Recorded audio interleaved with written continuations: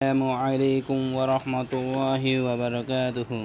الحمد لله رب العالمين والصلاة والسلام على الأنبياء والمرسلين وعلى آله وصحبه أجمعين، أما بعد. قال الله تعالى في القرآن المجيد والفرقان الحميد: فأعوذ بالله من الشيطان الرجيم، بسم الله الرحمن الرحيم. نحن نزلنا الذكر وإنا له لحافظون. وقال النبي صلی اللہ علیہ وسلم: خیرکم من تعلم القرآن وعلمہ. محترم صدر جلسہ، دور دراز سے آئے ہوئے مہمان گرامی اور میرے ہمنشین ساتھیوں اور دیگر سامعین، آج کی پررونق مجلس میں جس موضوع کو لے کر آپ حضرات کے سامنے حاضر ہوا ہوں وہ ہے قرآن کریم سے مسلمانوں کی بڑھتی ہوئی دوری۔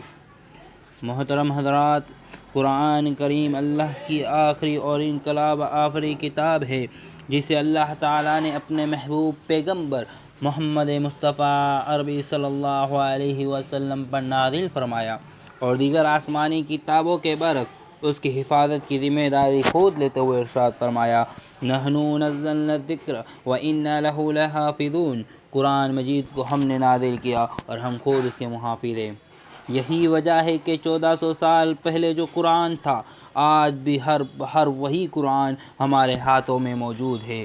یہی وہ کتاب ہے جس کو اللہ تعالیٰ نے تمام انسانوں کے لیے ہدایت قرار دیا ہے۔ اللہ تعالیٰ فرماتا ہے: شہر رمضان الذی انزل فیہ القرآن ھدی للناس وبینات من الھدی والفرقان۔ رمضان وہ مہینہ ہے جس میں قرآن نازل کیا گیا جو انسانوں کے لیے سراسر ہدایت ہے اور ایسی واضح تعلیمات پر مشتمل ہے جو راہ راست دکھانے والی اور حق و باطل کے درمیان فرق کھول کر رکھ دینے والی ہے۔ اللہ تعالیٰ نے اس آیت کے اندر قرآن کو ھدی للناس سے تعبیر کیا ہے۔ معلوم ہوا کہ قرآن مجید تمام لوگوں کے لیے ہدایت ہے، چاہے وہ کسی بھی طرح کا انسان ہو، کسی بھی مذہب کا ماننے والا ہو، اور وہ بھی کیسی ہدایت، اللہ تعالیٰ نے اس کی بھی صراحت کر دی۔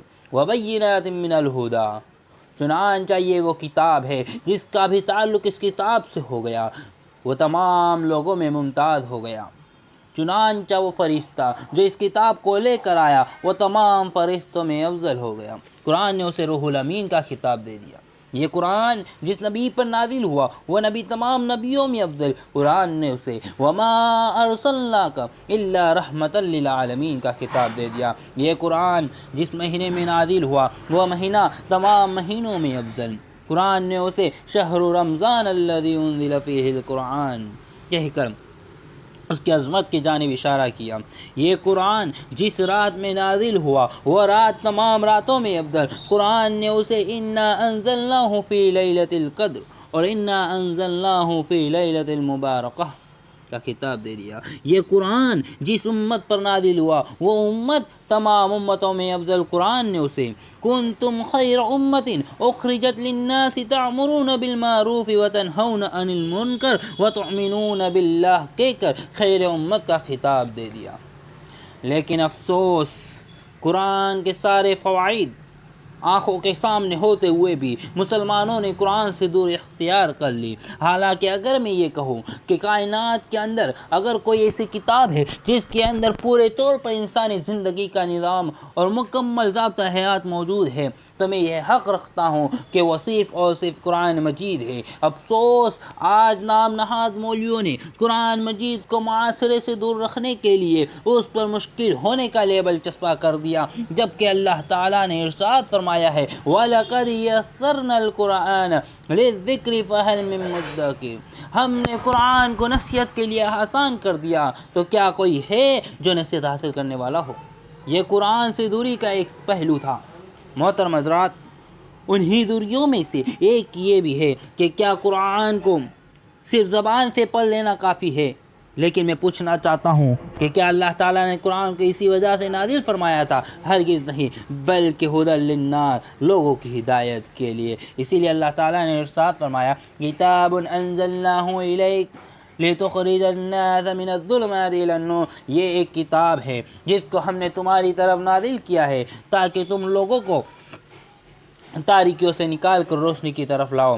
قرآن مجید سے دوری کی تیسری صورت جو دوسری صورت سے زیادہ خطرناک اور جس کی وعید بھی شدید ہے، قرآن کو سمجھنے کے باوجود اس پر عمل نہ کرنا ہے۔